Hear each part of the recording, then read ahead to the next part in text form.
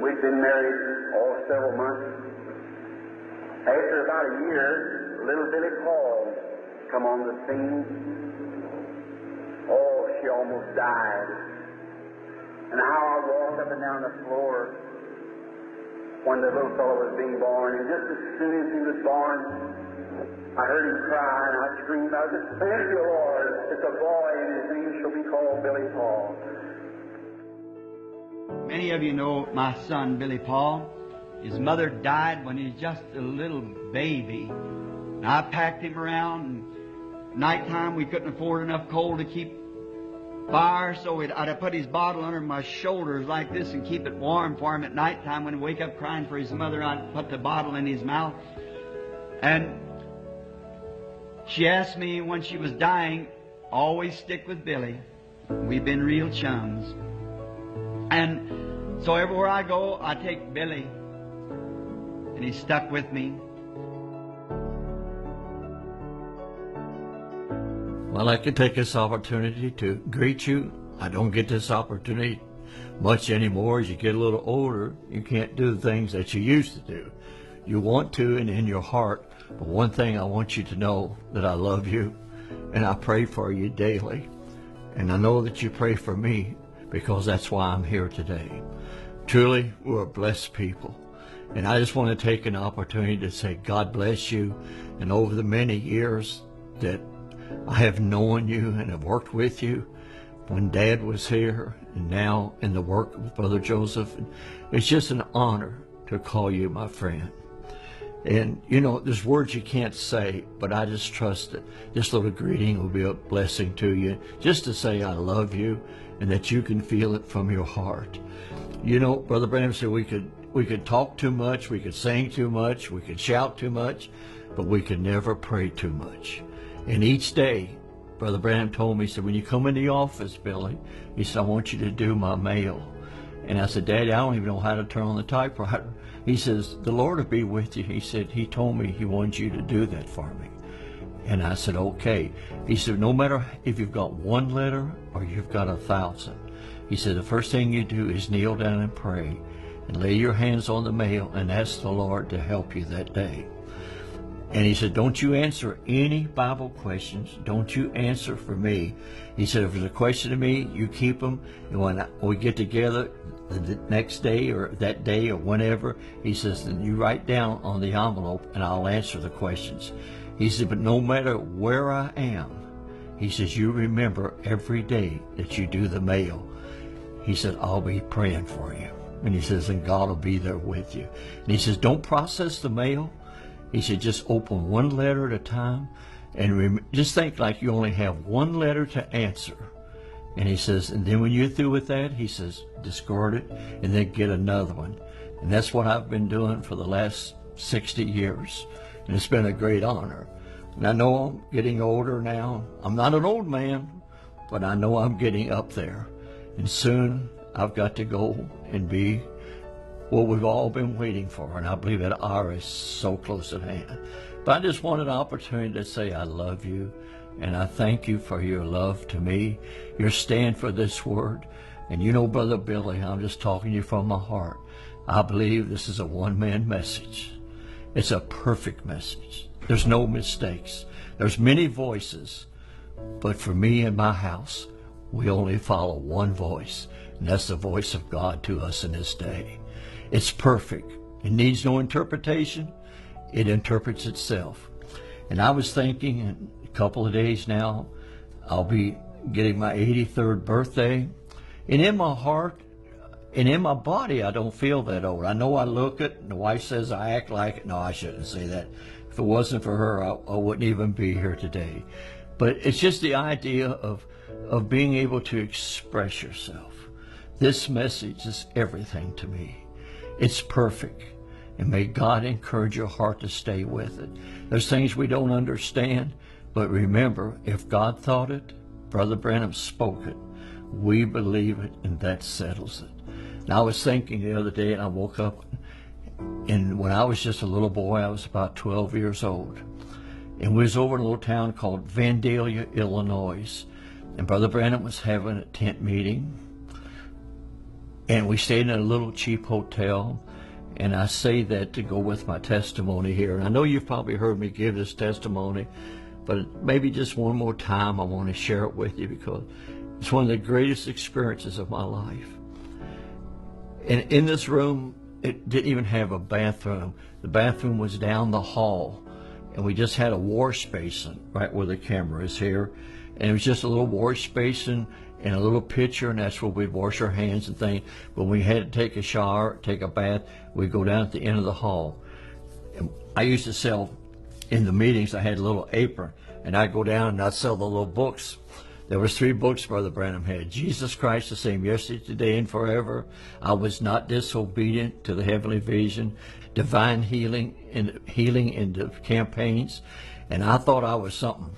Get out there and sell those books. And Daddy would always, and I'd see the Lord move in the meetings. And as a kid, he'd tell us about these things and how the angel would meet him. And I remember one night in this hotel room, we were sitting there, and my dad's brother was working with us at that time. He was driving a truck, and his name was Donnie. And he was the youngest of the brothers. And he and I and Dad were sleeping in the same room. And I don't remember, I know Dad says on tape that he took a pillow and threw it over and woke me up. All I remember, I woke up was a pillow across my face. And he had this pillow across my face, and he says, "Paul?" I said, "Yes, sir." And it was about 2 o'clock in the morning. And he says, "You know the angel that Daddy talks about?" I said, "Yes, sir." And he said he visited me tonight and was telling me some things and about the meetings and how to conduct the meetings and what was going to happen. And I said, "Yes, sir." And he still had the pillow across my face. And he says, and I asked him, "Could I wake you up? And could I wake up my brother Donnie?" And he said, the angel said, "You can wake up Billy." And he says, "Can he see you?"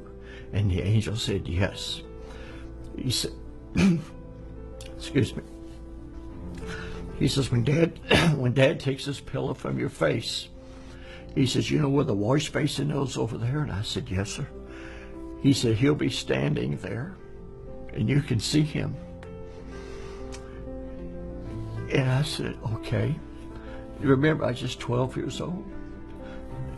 And he took the pillow from my face, and I thought it'd be an angel with wings flying around. But it wasn't like that. There stood a man in that room dressed in pure white. And he had his arms folded like this, hair down to his shoulders. He just stood there. One thing it was so outstanding to me, he never spoke a word. But he'd look around the room, but his eyes was totally focused on my dad. Every move was watching my dad. And I can see him yet now, them eyes just going around the room. He'd look at me, and he'd look over at my uncle, and he'd look back around like that. He'd move his head a little bit, but his eyes never left Daddy's eyes. And I grabbed Daddy, because I didn't know. There was a man standing in the room over by the window. And I'll never forget, Daddy told me, he said, "Don't be scared, son." He said, "He's sent from the presence of Almighty God." And he says, "He won't harm you." He says, "He'll be a blessing." Now watching, he just held real close, and Daddy held me. And he went from that being of a man, just as Brother Branham describes him, into, I'm not going to say a pillar of fire. It was like a mist, a light, a vapor. He just kind of vanished. And he went out the window, right out the room like that. And when he left, a rainbow come right in the same window and hung in that room for hours. At midnight, 2 o'clock in the morning, dark room, but he stood there, and that rainbow stayed in the room. I felt a presence. And I asked my dad later, I said, "Why did that happen?" And he said, "Because I wanted you to see him." He said, "God called you to work with me, Billy, and I wanted you to see him and to know what Daddy was telling you was the truth." Not that I doubt it, but it was just such an experience, such a wonderful experience. And all through my life, I traveled, and my job was to get Daddy in and out of the meetings. And, sometimes I'd let him stay too long, and sometimes I'd take him too quick. And, young boy, but I kept doing what he said. And I'd give out the prayer cards, and I'd bring the people up to him. And sometimes I let him stay too long, and he'd say, Billy, you let me stay too long tonight. He says, tomorrow night you don't give out prayer cards because Dad's too tired. Well, I'd go home and I'd cry. I'd be so upset because I messed up the next night's meeting. And sometimes I'd take him too quick. He'd say, you could let me stay a little longer. No, it was just a hard time. But what a wonderful time. I've seen the people, just any disease. I was thinking the other night, you know, you watch the news, they call this disease that, and they change the name, but it's all the devil. It's all the devil. But when the angel met him, he said, if you get the people to believe you, nothing will stand before your prayer, not even cancer.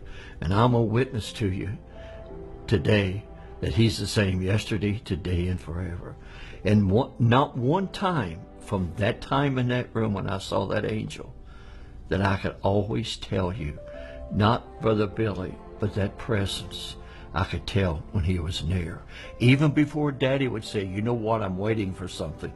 I might be down in the audience working the prayer line, ushering, whatever I might be doing, but I could tell exactly when that angel comes to the platform.